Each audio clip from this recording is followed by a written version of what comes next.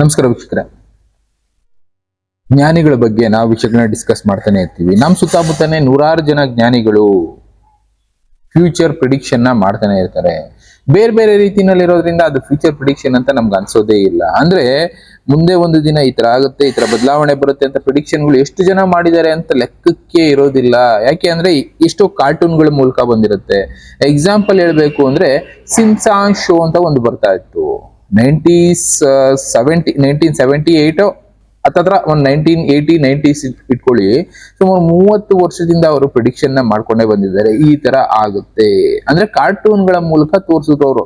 ನಾವೇನ್ ಅನ್ಕೊಂಡ್ವಿ, ಇವೆಲ್ಲ ಕಾರ್ಟೂನ್ಗಳು just time ಪಾಸ್ಗೆ ಒಂದು ವಿಡಿಯೋಗಳನ್ನ ಮಾಡಿ ತೋರಿಸ್ತಾರೆ, ನಮಗ್ ಟೈಮ್ ಪಾಸ್ ಆಗುತ್ತೆ ಅಂತ ನೋಡ್ತಾ ಇದ್ವಿ.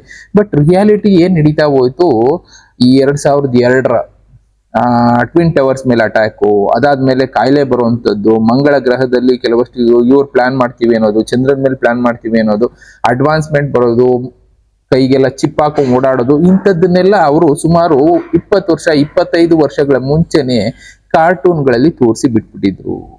ಈ ತರ ಬಿಲ್ಡಿಂಗ್ ಬಿದ್ದೋಗುತ್ತೆ, ಏರೋಪ್ಲೇನ್ ಕ್ರಾಶ್ ಆಗಿ ಅನ್ನೋದನ್ನ 10 ವರ್ಷ ಮುಂಚೆನೆ ತಿಳಿಸ್ಬಿಟ್ಟಿದ್ರು. ಅಂದ್ರೆ ಅವರು ಕೆಲವಷ್ಟನ್ನ ಪ್ರಿಡಿಕ್ಷನ್ ಮಾಡಿದ್ರು. ಅಂದ್ರೆ ಮುಂದೆ ಒಂದು ದಿನ ಈ ತರ ಸಿಚುಯೇಷನ್ ನಡೆಯುತ್ತೆ.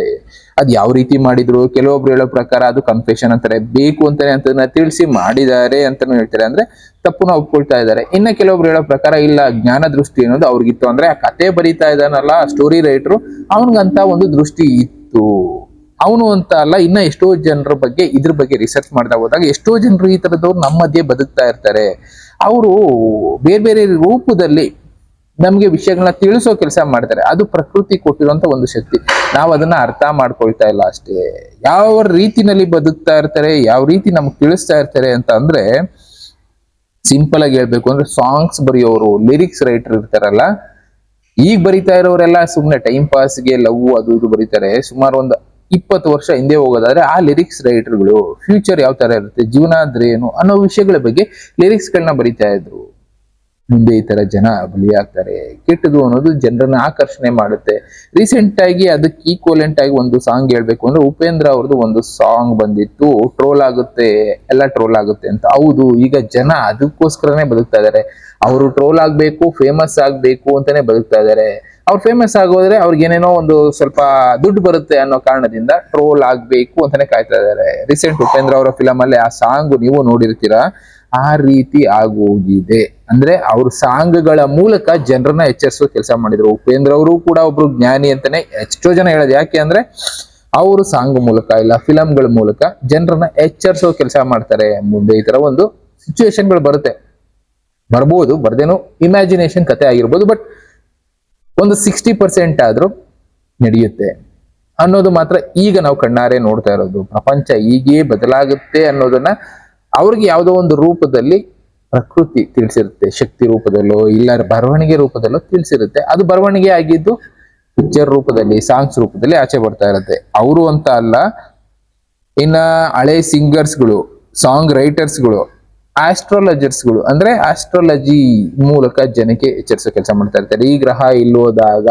ಈ ರಾಶಿಯವ್ರಿಗೆ ಈ ತರ ಇಂಪ್ಯಾಕ್ಟ್ ಆಗುತ್ತೆ. ಬಟ್ ಎಲ್ಲರಿಗೂ ಇಂಪ್ಯಾಕ್ಟ್ ಆಗೋದಿಲ್ಲ. ಯಾಕೆ ಅಂದ್ರೆ ಈ ಮಾತು ನಾನು ಹೇಳ್ತೀನಿ, 12 ರಾಶಿ ಅಷ್ಟೇ ಇರೋದು ಭೂಮಿ ಮೇಲೆ ಇರೋದು. ಒಂದು 800 ಕೋಟಿ ಜನಸಂಖ್ಯೆ ಅಂದ್ರೆ ಒಂದೊಂದು ರಾಶಿಗೆ ಏನಿಲ್ಲ ಅಂದ್ರೆ ಸುಮಾರು ಒಂದು 80 ಕೋಟಿ ಜನ ಬರ್ತಾರೆ. ಅಂದ್ರೆ 80 ಕೋಟಿ ಜನಕ್ಕೆ ಆ ರಾಶಿಯಿಂದ ಇಂಪ್ಯಾಕ್ಟ್ ಆಗುತ್ತಾ ಅಂತಾನೆ ಕೇಳಿದೆ. ಆ ತರ ಇಂಪ್ಯಾಕ್ಟ್ ಆಗೋದಿಲ್ಲ. ಲಗ್ನ, ನಕ್ಷತ್ರ ಇದೆಲ್ಲ ಇಂಪ್ಯಾಕ್ಟ್ ಆಗುತ್ತೆ. ಏನಂದ್ರೆ ಅದರ ಇಂಪ್ಯಾಕ್ಟ್ ಆಗುತ್ತೆ ಅನ್ನೋ ಒಂದು ಭಯದಿಂದನಾದ್ರೂ ಜನ ಬದಲಾಗ್ತಾರೆ ಅನ್ನೋ ಒಂದು ಕಾರಣದಿಂದ.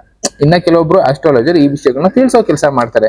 ಈ ರೀತಿ ಇರಿ, ಈ ರೀತಿ ಒಳ್ಳೆ ಕೆಲಸ ಮಾಡಿ, ದೇವಸ್ಥಾನಕ್ಕೆ ಹೋಗಿ, ಈ ರೀತಿ ದಾನ ಮಾಡಿ, ಧರ್ಮ ಮಾಡಿ, ನಿಮ್ಮ ಪಾಪಗಳು ಹೌದು. ಯಾಕೆ ಅಂದ್ರೆ ಜನರನ್ನ ಬದಲಾಯಿಸುವ ಹಾದಿನಲ್ಲಿ ಎಷ್ಟೋ ಜನ ಆಸ್ಟ್ರಾಲಜರ್ ಕೂಡ ಕೆಲಸ ಮಾಡ್ತಾ ಇದ್ದಾರೆ. ಇನ್ನ ಸಾಧನೆ ಮಾಡೋರು ಕೂಡ ನಮಗ್ ದಾರಿ ತೋರಿಸ್ತಾ ಹೋಗ್ತಾರೆ. ಕೆಲವಷ್ಟು ಜನ ನಾವು ಫಾಲೋ ಮಾಡ್ತಾ ಇರ್ತೀವಿ, ಫಿಲಂ ಸ್ಟಾರ್ಗಳಾಗ್ಬೋದು, ಇಲ್ಲ ಕ್ರಿಕೆಟರ್ಸ್ ಆಗ್ಬೋದು, ಬೇರೆ ಬೇರೆಯವರು. ಇವರು ಕೂಡ ಒಳ್ಳೆ ದಾರಿಗಳನ್ನ ತೋರಿಸಿರ್ತಾರೆ. ಅದನ್ನ ನಾವು ತಗೊಳ್ಳೋದಕ್ಕೆ ಹೋಗೋದಿಲ್ಲ. ಅದನ್ನೇ ಹೇಳಿದ್ದು, ಜ್ಞಾನಿಗಳು ನಮ್ಮ ಮಧ್ಯೆ ಲಕ್ಷಾಂತರ ಜನ ಬದುಕ್ತಾ ಇದ್ದಾರೆ. ಅವರು ನಮ್ಗೆ ದಾರಿ ತೋರಿಸೋ ಕೆಲಸ ಮಾಡ್ತಾ ಇರ್ತಾರೆ. ಆದ್ರೆ ಆ ದಾರಿನಲ್ಲಿರುವಂತ ವಿಷಯಗಳನ್ನ ನಾವು ತಗೊಳ್ಳೋದಿಲ್ಲ. ನಮ್ಗೆ ಏನ್ ಬೇಕು ಪಟ್ಟ ಅಂತ ಕೆಟ್ಟದೋ ಇನ್ನೊಂದು ತಗೊಂಡ್ಬಿಡ್ತೀವಿ, ಅದನ್ನ ನಾವು ಫಾಲೋ ಮಾಡೋದಕ್ಕೆ ಶುರು ಮಾಡ್ತೀವಿ. ಇನ್ನು ಋಷಿಗಳು, ಮುನಿಗಳು, ಸಾಧುಗಳು ಕೂಡ ಈ ವಿಷಯಗಳನ್ನ ತಿಳಿಸಿದ್ದಾರೆ. ಪ್ರಕೃತಿ, ಆಕಾಶಿಕ ರೆಕಾರ್ಡ್ ಅನ್ನೋದು ಯಾವುದೋ ಒಂದು ಶಕ್ತಿ ಮೂಲಕ ಅವರಿಗೆ ಇಂಥ ವಿಷಯಗಳು ಗೋಚರ ಆಗೋಗೆ ಮಾಡುತ್ತೆ. ಎಕ್ಸಾಂಪಲ್, ವೀರಬ್ರಹ್ಮೇಂದ್ರ ಸ್ವಾಮಿಗಳು ಒಂದೇ ದಿನ ಕುತ್ಕೊಂಡು ಎಲ್ಲಾನು ಜಗತ್ತಿಗೆ ಬರೆದು ತಿಳಿಸ್ಲಿಲ್ಲ. 10 ವರ್ಷಗಳು 10 ವಿಷಯಗಳನ್ನ ಅವರು ಅಧ್ಯಯನ ಮಾಡಿದ್ರು. ಅವ್ರಿಗೆ ಜ್ಞಾನ ದೃಷ್ಟಿನಲ್ಲೆಲ್ಲ ಕಾಣಿಸ್ತು. ಆ ಬೇಸ್ ಮೇಲೆ ಅವರು ಬರೆದ್ರು. ಅಚ್ಯುತಾನಂದ ದಾಸ್ ಅವರು ಹಾಗೆ ಬರೆದ್ರು. ಇವನ್ ಬಾಬಾ ವಾಂಗ ಅವ್ರಿಗೆ ಕಣ್ಣೇ ಇರ್ಲಿಲ್ಲ, ಅವ್ರಿಗೂ ಜ್ಞಾನ ದೃಷ್ಟಿನಲ್ಲಿ ಕಾಣಿಸಿದ್ದನ್ನ ಅವ್ರು ತಿಳಿಸಿದ್ರು. ನಾಸ್ಟ್ರಡಾಮಸ್ ಕೂಡ ಕಥೆಗಳ ರೂಪದಲ್ಲೇ ಬರೆದು ಹೋದ್ರು. ಇನ್ನು ಬಸವಣ್ಣವರು ಕೂಡ ವಚನಗಳ ರೂಪದಲ್ಲಿ ಬರೆದ್ರು. ಈ ಕಡೆ ಸಿದ್ದಪ್ಪಾಜಿ ಬರೆದ್ರು, ಈ ಕಡೆ ಕೈವಾರ ತಾತಯ್ಯನವರು ಬರೆದ್ರು. ಎಲ್ಲರೂ ಕೂಡ ಒಂದೊಂದು ರೀತಿ ಬರೀತಾ ಹೋದ್ರು. ಅದನ್ನ ಕೆಲವೊಬ್ರು ಜಾನಪದ ಸಾಂಗ್ಗಳ ಮೂಲಕ ಹೇಳಿದ್ರು. ಇನ್ನ ಸರ್ವಜ್ಞ ಕೂಡ ಬರೆದಿದ್ರು. ಎಲ್ಲ ಕೂಡ ಜ್ಞಾನಿಗಳು ತಿಳಿಸಿದ್ದೆ. ನಾವು ಒಂದೊಂದನ್ನು ತಗೊಳ್ಳೋ ರೀತಿ ಮೇಲೆ ಡಿಪೆಂಡ್ ಆಗತ್ತೆ. ನಾವು ತಗೊಂಡಿದ್ದೇ ಬೇರೆ ತರ ತಗೊಂಡ್ವಿ. ಅವರ ಡೆಸ್ಟಿನಿ ಅದೇ ಆಗಿತ್ತು. ಒಬ್ಬೊಬ್ರು ಡೆಸ್ಟಿನಿ ಒಂದೊಂದು ಡಿಸೈಡ್ ಆಗಿರುತ್ತೆ ಅಂತಾರಲ್ಲ, ಆ ರೀತಿ ಅದೇನೇ ಮಾಡ್ತೀವಿ ಅಂದ್ರೆ ಡೆಸ್ಟಿನಿ ಎಲ್ಲಿ ಕರ್ಕೊಂಡೋಗಿ ನಿಲ್ಲಿಸ್ಬೇಕು ಅಂತ ಇರುತ್ತೋ ಅಲ್ಲಿಗೆ ಕರ್ಕೊಂಡೋಗಿ ನಿಲ್ಸೋದು ಅಂತ ಒಂದ್ ಮಾತಿದೆ. ಆ ರೀತಿ ಇವ್ರನ್ನೆಲ್ಲ ಕರ್ಕೊಂಡು ಬಂದು ಜನಕ್ಕೆ ಈ ವಿಷಯಗಳನ್ನ ತಿಳಿಸ್ಬೇಕಾಯ್ತು. ಮೀಡಿಯಾ ಯಾವ್ದಾದ್ರೂ ಆಗಿರ್ಬೋದು, ಸಾಂಗು ಇಲ್ಲ ವಚನ ಇಲ್ಲ ಶ್ಲೋಕ ಇಲ್ಲ ಕತೆ, ಯಾವ್ದಾದ್ರೂ ರೂಪದಲ್ಲಿ ತಿಳಿಸು, ಒಟ್ಟಿನಲ್ಲಿ ಜನಕ್ಕೆ ಈ ವಿಷಯಗಳನ್ನ ತಿಳಿಸು. ಅಂದ್ರೆ ಜನರನ್ನ ಇದರಿಂದ ಎಚ್ಚರಿಕೆ ಬರುವಾಗ ಮಾಡಿಸು, ಇಲ್ಲ ಬದಲಾಯಿಸು, ಏನೋ ಒಂದು ಮಾಡು. ಅದು ಅವರ ಡೆಸ್ಟಿನಿ ಆಗಿತ್ತು. ಆ ತರದವ್ರು ಈಗಲೂ ಕೂಡ ನಮ್ಮ ಮಧ್ಯೆ ಎಷ್ಟೋ ಜನ ಬದುಕ್ತಾ ಇದ್ದಾರೆ. ಅವ್ರಿಗೆ ಗೊತ್ತಿರೋಂಥ ವಿಷಯಗಳನ್ನ, ಗೋಚರ ಆಗುವಂತ ವಿಷಯಗಳನ್ನ, ಅವ್ರು ತಿಳ್ಕೊಳ್ಳೋಂಥ ವಿಷಯಗಳನ್ನ 4 ಜನ ತಿಳಿಸೋ ಕೆಲಸ ಮಾಡ್ತಾರೆ. ಇನ್ನ ಎಷ್ಟೋ ಜನ ದಾರಿ ತಪ್ಪಿಸೋರು ಅಂತವ್ರು ಇದ್ದಾರೆ. ಒಳ್ಳೇದಿದ್ಮೇಲೆ ಕೆಟ್ಟದಿದ್ದೇ ಇರುತ್ತೆ ನಮಗೆ. ಒಟ್ನಲ್ಲಿ ನಮ್ಮ ಸುತ್ತಮುತ್ತ ಲಕ್ಷಾಂತರ ಜನ ಜ್ಞಾನಿಗಳು, ಕಾಲಜ್ಞಾನಿಗಳು ಇಬ್ರು ಇದ್ದಾರೆ. ಅಂದ್ರೆ ಅವರು ಫ್ಯೂಚರ್ ಪ್ರಿಡಿಕ್ಷನ್ ಮಾಡ್ತಾ ಇದ್ದಾರೆ. ಎಕ್ಸಾಂಪಲ್ ನಾನು ಕೇಳಿದ್ದು ಸಿಮ್ಸಾನ್ ಶೋ. ಇನ್ನ ಫಿಲಮ್ಗಳು, ಫಾರಿನ್ದು ಎಷ್ಟೊಂದು ಫಿಲಮ್ಗಳು ಬರುತ್ತೆ. ನಾವು ಕನ್ನಡ ಬಿಟ್ಟು ಬೇರೆ ಲ್ಯಾಂಗ್ವೇಜ್ ಬಗ್ಗೆ ಮಾತಾಡೋದಾದ್ರೆ ಸೈನ್ಸ್ ಫಿಕ್ಷನಲ್ ಬರುತ್ತೆ, ಬೇರೆ ಬೇರೆದು ಬರುತ್ತೆ. ಅಂದ್ರೆ ಕಾರ್ನ ಪೆಟ್ರೋಲ್ ಇಲ್ಲದೆ ನೀರ್ ಹಾಕೊಂಡು ಓಡಿಸ್ಬೋದು, ಸಮುದ್ರದ ನೀರಲ್ಲಿ ಕಾರ್ ಓಡಿಸ್ಬೋದು. ಇಂಥ ಫಿಕ್ಷನಲ್ ಮೂವಿಗಳು ಬಂದಿದೆ. ಬಟ್ ಅದಕ್ಕೆ ರಿಲೇಟೆಡ್ ಆಗಿ ಎಕ್ಸ್ಪೆರಿಮೆಂಟ್ಗಳು ಆಯ್ತು. ಬಟ್ ಅದನ್ನ ಅಲ್ಲಿಗೆ ನಿಲ್ಸಿದ್ರು. ಇದು ಫಿಕ್ಷನಲ್ ಮೂವಿ ಅಲ್ಲ. ಆಯಿಲ್ ಮಾಫಿಯಾ ಅನ್ನೋದು ಅಂತ ಎಕ್ಸ್ಪೆರಿಮೆಂಟ್ಗಳನ್ನ ತಡೀತು. ಇದು ಕಣ್ಮುಂದೆ ಇರೋದು. ಅದು ಮೂವಿ ಅನ್ಕೊಂಡು ಸುಮ್ಮನೆ ಹೋಗ್ಬಿಡ್ತೀವಿ. ಬಟ್ ಅದು ಪ್ರಾಕ್ಟಿಕಲ್ ಆಗಿ ಆಗಿರುವಂತ ವಿಷಯಗಳೇ. ಅದ್ರ ಬಗ್ಗೆ ನಾವು ಅಷ್ಟೊಂದು ಯೋಚನೆ ಮಾಡೋದಿಲ್ಲ. ಮುಂದೆ ಒಂದು ದಿನ ಆಯಿಲ್ ಶಾರ್ಟೇಜ್ ಬರುತ್ತೆ. ನಾವೆಲ್ಲ ಕೂಡ ಬೇರೆದ್ರ ಮೇಲೆ ಡಿಪೆಂಡ್ ಆಗ್ಬೇಕಾಗತ್ತೆ. ಸೌಂಡ್ ಎನರ್ಜಿ ಅನ್ನೋದು ಮುಂದಿನ ಫ್ಯೂಚರ್ ಎನರ್ಜಿ ಆಗುತ್ತೆ. ಇಲ್ಲ ವಾಟರ್ ಸೋರ್ಸ್ ಅನ್ನೋದು ಈಗ ಹೇಗೆ ಆಯಿಲ್ ಅನ್ನೋದಕ್ಕೆ ಇಂಪಾರ್ಟೆನ್ಸ್ ಕೊಡ್ತಾ ಇದೀವೋ ಪೆಟ್ರೋಲ್ ಡೀಸೆಲ್, ಅದೇ ತರ ವಾಟರ್ ಅಷ್ಟೊಂದು ಇಂಪಾರ್ಟೆನ್ಸ್ ಕೊಡ್ಬೇಕಾಗಿರೋ ದಿನ ಬರುತ್ತೆ ಅಂತ ಜ್ಞಾನಿಗಳು ಬರ್ದೋದ್ರು. ಅದನ್ನ ಫಿಲಮ್ಗಳ ಮೂಲಕ ತಿಳಿಸ್ತಾನೆ ಇದಾರೆ ಎಷ್ಟೋ ಜನ. ಅಂದ್ರೆ ಅವ್ರು ಗೋಚರ ಆಗ್ತಾ ಇರೋದೇನೋ ಮುಂದೆ ಈ ತರದೊಂದು ಸಿಚುವೇಶನ್ ಬರುತ್ತೆ, ಇದನ್ನ ತಿಳಿಸು. ಫಿಲಮ್ ಮೂಲಕ ತಿಳಿಸ್ತಾ ಇದಾರೋ ಇಲ್ಲ ಇನ್ನೊಂದ್ರ ಮೂಲಕ ತಿಳಿಸ್ತಾ ಇದಾರೋ, ತಿಳ್ಕೊಳ್ಳೋದು ನಮ್ ಕರ್ತವ್ಯ, ಬದಲಾಗೋದು ನಮ್ ಕರ್ತವ್ಯ. ನಾವು ಸುಮ್ಮನೆ ನೋಡ್ಬಿಟ್ಟು ಸುಮ್ಮನೆ ಆಗ್ತೀವಿ ಅಂದ್ರೆ ಯೂಸೇ ಇಲ್ಲ. ಅದನ್ನೇ ಹೇಳಿದ್ದು, ಪ್ರಪಂಚದಲ್ಲಿ ಕೆಲವಷ್ಟು ಶಕ್ತಿಗಳು ಬದಲಾಯಿಸೋ ಕೆಲಸ ಮಾಡ್ತಾ ಇರತ್ತೆ. ಯಾವುದೋ ಒಂದು ಶಕ್ತಿ ಮೂಲಕ, ಒಂದು ಮೀಡಿಯಾ ಮೂಲಕ ಆ ವಿಷಯನ ನಮಗ್ ತಲುಪಿಸೋ ಹಾಗೆ ಮಾಡ್ತಾ ಇರುತ್ತೆ. ಈ ತರದ್ದು ಸಿಚುವೇಶನ್ ಬರುತ್ತೆ ಬದಲಾಗಿ. ಸಿಂಪಲ್ ಆಗಿ ಹೇಳ್ಬೇಕು ಅಂದ್ರೆ ನಿಮ್ಗೆ ಯಾವ್ದಾದ್ರು ಬೇಕಡ್ಡ ಬಂದ್ರೆ ಆ ದಾರಿನಲ್ಲಿ ಹೋಗ್ಬೇಡ, ಪ್ರಾಬ್ಲಮ್ ಇದೆ ಅಂತ ಹೇಗೆ ನಂಬಿಕೆ ಇಟ್ಕೊಂಡಿದೀವೋ ಅದೇ ರೀತಿ ಈ ನಂಬಿಕೆಗಳು ಕೂಡ ಇದು ನಡೆದ್ರೆ ಈ ರೀತಿ ಒಂದು ನಡೆಯುತ್ತೆ. ಎಕ್ಸಾಂಪಲ್ ರಾಮಾಯಣ ಕಾಲದಲ್ಲೂ ಅದೇ ನಡೆದಿದ್ದು. ರಾಮನ ಪಟ್ಟಾಭಿಷೇಕ ಆಗಬೇಕಾಗಿದ್ದನ್ನ ತಡೆದಿದ್ದೇ ಈ ಕಾರಣಕ್ಕೆ ಅಂತಾನೆ ಇದೆ. ನಂಬಿಕೆಗಳು ಒಂದಕ್ಕೊಂದು ಇಂಟರ್ಲಿಂಕ್ ಆಗಿದೆ. ಆ ಕಥೆನೂ ನಿಮ್ಗೊಂದ್ಸಲ ಹೇಳಿದೀನಿ ಅನ್ಕೊಳ್ತೀನಿ. ಜಸ್ಟ್ ರೀಕಾಲ್ ಮಾಡಬೇಕು ಅಂದ್ರೆ, ರಾಮನ ಪಟ್ಟಾಭಿಷೇಕದ ಇಂದಿನ ದಿನ ಒಂದು ಧೂಮಕೇತು ಕಾಣಿಸ್ಕೊಳ್ಳುತ್ತೆ ಆಕಾಶದಲ್ಲಿ. ಆ ದಿಕ್ಕಿನಲ್ಲಿ ಆ ಧೂಮಕೇತು ಕಾಣಿಸ್ಕೊಂಡ್ರೆ ಮುಂದಿನ 12 ವರ್ಷಗಳ ಕಾಲ ಬರಗಾಲ ಅನ್ನೋದು ಆ ದೇಶಕ್ಕೆ ಬರುತ್ತೆ. ಇಲ್ಲಿ ನಾವೇನ್ ಅನ್ಕೊಂಡ್ವಿ, ಕೈಕಿ ಮಂತರೆ ಇವರಿಬ್ರು ಕೆಟ್ಟವರು ರಾಮನ್ನ ಕಾಡು ಕಳಿಸ್ಬಿಟ್ರು ಅಂತ ಅನ್ಕೊಂಡ್ವಿ. ಬಟ್ ಆದ್ರೆ ಅವ್ರು ಮಾಡಿದ್ದು ಒಳ್ಳೆ ಕೆಲಸ ಅದೇ.